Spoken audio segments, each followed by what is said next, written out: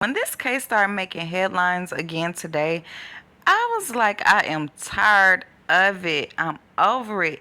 Can it be done already? Well, that was until I heard this guy break down what actually happened in court today, and it's juicy.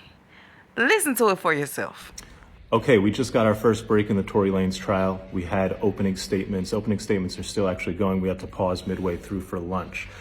Better than TV. If you watch the prosecution's opening statement, you would say guilty. If you then watch the defense's opening statement, you would say, what the hell is the prosecution thinking, charging him?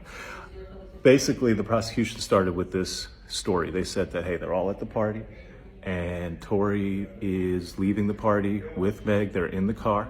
An argument breaks out, during which Meg says and insults his skills as a rap artist. This leads to a situation where she gets out of the car and he shoots at her feet and yells, "Dance, bitch." And then she ends up at a hospital, and a doctor takes out 3 fragments of bullet wounds from her foot. Now, if you just hear, and the prosecution says that Kelsey, the other woman in the car, is going to testify that Tory shot Meg. And Kelsey has a text message where she texts somebody that, hey, Tory shot Meg.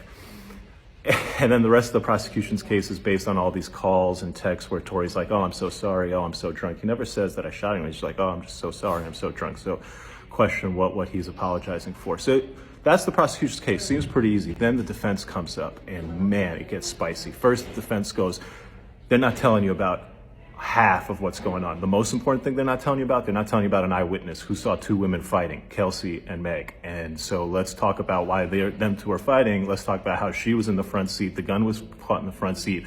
Let's talk about how she might have gunpowder. She does have gunpowder. Let's talk about how this has nothing to do with the fight between Tory and Meg and everything to do with the fight between Meg and Kelsey. And then the defense starts dropping the bombs. He basically says this, that they're in the car. Yeah, they left. But do you know why they left? They left because Kylie and Tory were in the pool together. And Kelsey and Meg both felt some type of way about that, to the point that Meg felt really some type of way about that. And she was really trying to go, to the point that eventually, because of how Meg is acting, this is according to the defense, Kylie Jenner goes to Meg Thee Stallion and says, it's time for you to leave. They all leave.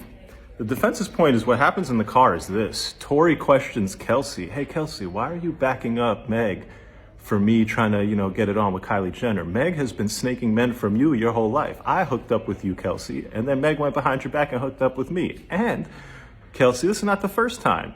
You had been hooking up with Ben Simmons. Meg went behind your back and hooked up with Ben Simmons. You had been hooking up with DaBaby. Meg went behind your back and hooked up with DaBaby. And so the defense starts dropping all these grenades. The crowd is captivated. The jury's like, oh, what's going on? And there's every reason to believe that there could have been a fight here, not between Tory and Meg, but between Meg and Kelsey. And the shooting could have not been Tory. It could have been done by any one of the other people in that car. What does all of this mean? Well, I'll tell you a couple things. First, Corey Gamble, Kris Jenner's husband, is going to testify, so this will continue to be must-see TV. 2, the judge is terrific. I expect a very fair trial. The lawyers on the defense side are terrific. I don't know what the government lawyer was doing, giving an opening presentation that made it seem like the most open and shut case ever, when in fact there are huge questions, including an eyewitness who saw 2 women fighting, suggesting that you have to explain that theory to the jury, and you didn't. So maybe it's just me, but this man's breakdown of the case was so intriguing that I'm in. I'm all in now. I can't wait until the next day of trial so I can hear what happened. Is it just me? Or are y'all now intrigued? Because I thought this was open shut case and it was going to be boring. Everyone knows he shot Meg and it's done. That's not the case. That is not the case at all. Do you think Tory Lanez defense actually has some ground to stand on? Do y'all think Tory is about to walk away from this case? I'm starting to think that this man may walk away a free man. I'm starting to think that they don't have enough evidence. Y'all let me know what y'all thinking about this case. Are y'all following along? Are y'all interested in it? What do you think the outcome is going to be? Let me know what y'all thinking. Drop down in the comment section. Let me know. As always, I love you guys for watching.